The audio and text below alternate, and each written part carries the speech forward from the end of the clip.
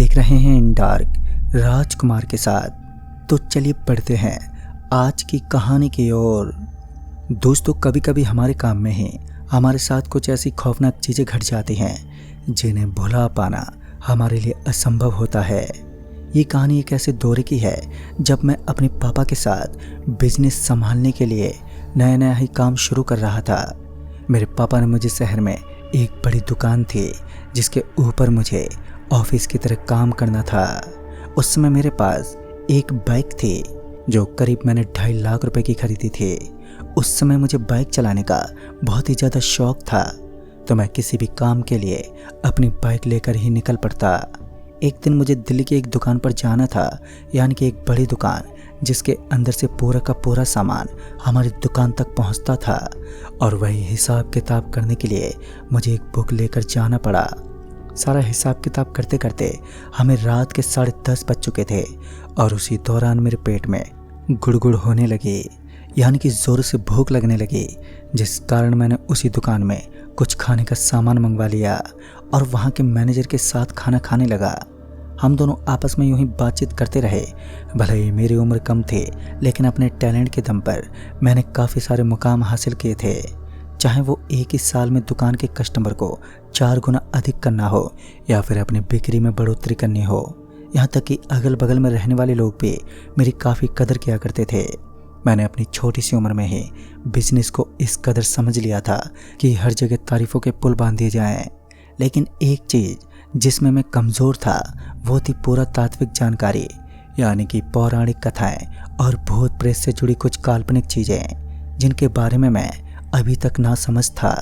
वैसे तो मेरे पापा भी इन चीज़ों पर यकीन ना के बराबर करते थे, लेकिन मेरी मम्मी भगवान में काफ़ी ज़्यादा श्रद्धा और विश्वास रखती थी, जिस वजह से मैं भी थोड़ा बहुत इन चीज़ों में अनुभव रखता था। मैं भगवान को तो अच्छे से मानता था, लेकिन भूत पिशाच को मानना मुझे शोभा नहीं देता, क्योंकि मैं एक साइंस का स्टूडेंट था और साइंस कहता है कि भूत चुड़ैल जैसा कुछ नहीं होता।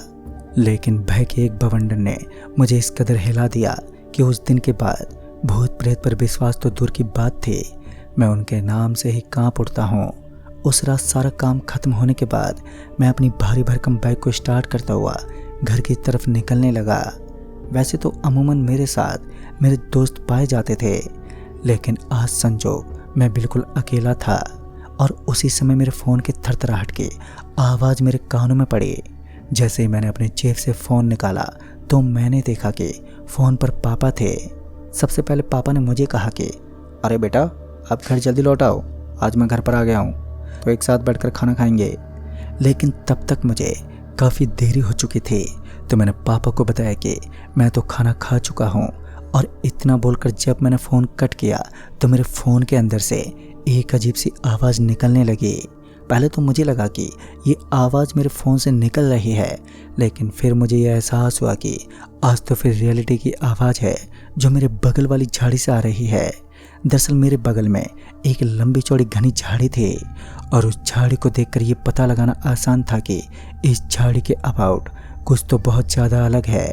फिर मैंने उसके ऊपर इतना ज़्यादा ध्यान नहीं दिया, लेकिन जैसे ही मैंने अपनी बाइक को स्टार्ट किया तो मुझे सड़क के बीचों बीच 2 चमकती हुई आंखें दिखी, जिन्हें देखकर ऐसा लग रहा था कि कोई जानवर घूम रहा है और वो आवाज़ भी उसी जानवर के मुंह से निकल रही थी। तभी मैंने अपनी बाइक की रेस को थोड़ा ज़्यादा किया ताकि लाइट काफ़ी दूर तक फैल सके, लेकिन अभी भी वो उसी तरह नज़र आ रहा था। कुछ देर तक तो मैं यूं ही उसे देखता रहा। फिर मैंने उसे अपना एक वहम मानते हुए बाइक को आगे बढ़ाना ही ठीक समझा, लेकिन मेरी बाइक एक्सीलेटर दबाने के बावजूद भी आगे ही नहीं बढ़ पाई। ऐसा लग रहा था मानो किसी ने मेरी बाइक को पीछे से पकड़ लिया हो, जिस कारण बाइक अपने टायर को हिला पाने में पूरी तरह नाकाम थी। मगर इतनी ताकत तो किसी आम इंसान के अंदर नहीं होती कि वो एक भारी इंजन को रोक सके। जब मैंने अपनी गर्दन को पीछे की तरफ घुमाया तो मैं देखता ही रह गया।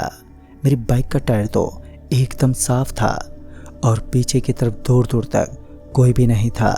फिर बाइक 1 इंच भी आगे क्यों नहीं बढ़ रही थी, मैं भी समझ नहीं पा रहा था और मैं थोड़ा गुस्से से लाल हो गया और बाइक का स्टैंड लगाते हुए इधर उधर टहलने लगा।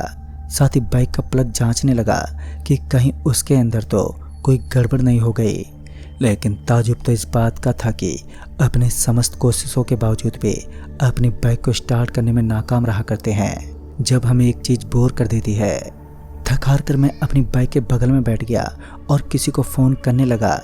दोस्तों को फ़ोन करने की कोशिश की तो उनमें से काफ़ियों का फ़ोन स्विच ऑफ आ रहा था, तो कुछ का फ़ोन नेटवर्क कवरेज एरिया से बाहर था।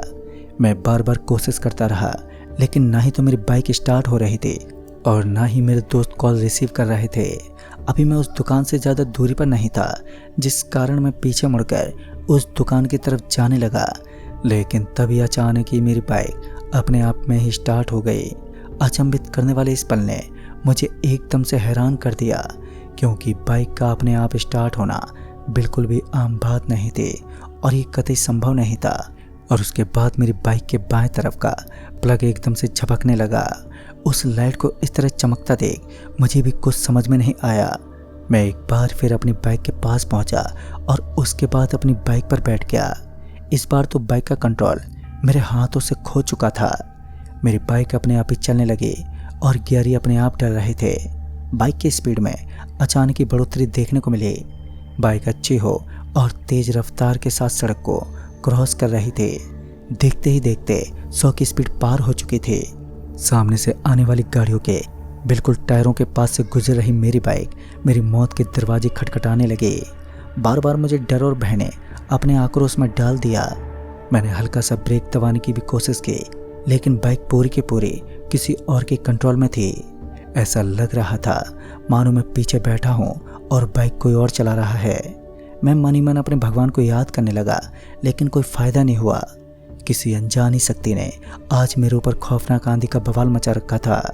एक ऐसी अदृश्य और अप्रतिम शक्ति जिसका ना तो कोई ठिकाना था और ना ही उसकी ताकत का कोई अंदाजा। बस मुझे एहसास हो रहा था कि मेरे आगे कोई बैठा है। फिर मुझे अपने सामने से 2 बस आती हुई दिखी और एक बस जो दूसरी बस को ओवरटेक कर रही थी। तो उसी दौरान मेरी बाइक उन दोनों बस के बीच में घुस गई और उन दोनों के अंदर घुसते ही मेरी तो आंखें बंद हो गईं।